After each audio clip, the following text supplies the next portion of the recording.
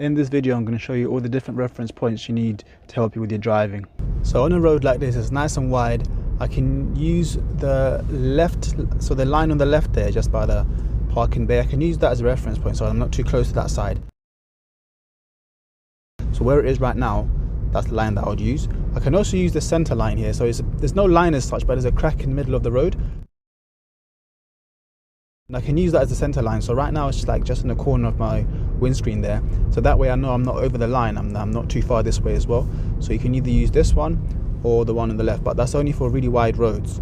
So you see, as I'm driving along here, even the car in front, you see it's gone over the line a little bit. Sometimes you have to do that when the road is a bit narrower.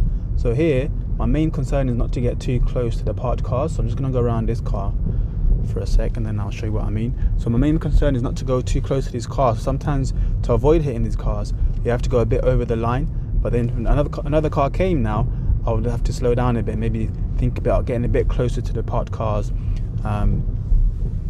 while going at a much slower speed. But in a situation like here, for instance, I'm going to slow down quite a lot because I need to ignore that reference point for a second, so just so I can go a bit slower. I can get a bit closer to these cars because these cars are quite close now, coming fast as well, so that way I can ignore that reference point that I had earlier and get a bit closer. But to do that, you want to go slower, so don't go close while you're going fast. So this road has got a really wide lane, so I wouldn't want to use that reference point that I had earlier on the right, because then I'll be too far to the right, giving the impression that I'm turning right. I also don't want to be using the reference point on the left, because then people will think that I'm going to be, parking or something. They'll try to go around me. On a really wide lane like this, just try to be in the middle as much as you can and kind of ignore that reference point, otherwise you're going to be giving the wrong signal to people around you. But when you're doing turns, when you're going around in bends and stuff, the reference point is going to be off a little bit, so you need to just kind of use your judgment then. It only really works properly on a straight road like this bit here, so you can use that line on the side, and then once it goes here, see the curb comes out a bit, so you need to be wary of that as well, so that you're not too close to that side. But then when you come to a bend like this, you see, I don't know if the line's going to stay in the same place.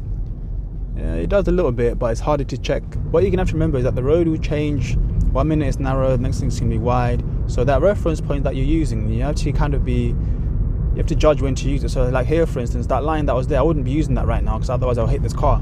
I'd have to go over the line, and then now I can go back and I can start using the reference point again, because now the road is a bit clearer.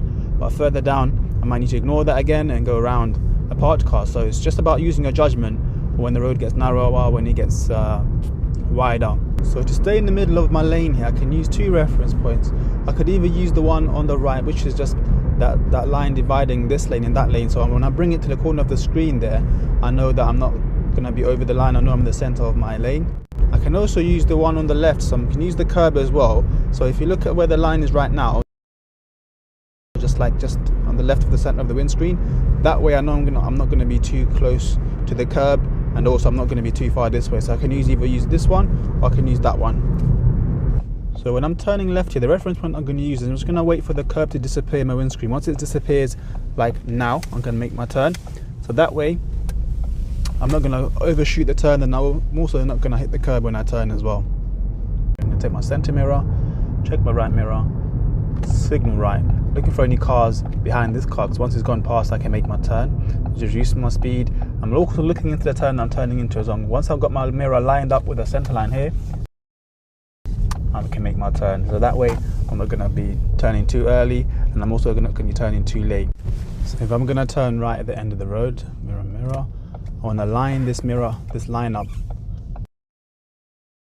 with the corner of my car, so like that, so that way I'm not too far to the right side. And when I'm coming to a stop, so I check my center mirror, left mirror, signal left. So I've already chosen the place I want to pull up in. I'm going to go in nice and early, then I'm getting the curb just on that section of my windscreen there, then I can start straightening up. Once it gets there, I'm not going to move the steering too much, just making small adjustments, then I can come to a nice stop, keeping that same reference point, then I can secure the car, so that way I know I'm not too close to the curb, I'm not going to hit the curb, also I'm not too far.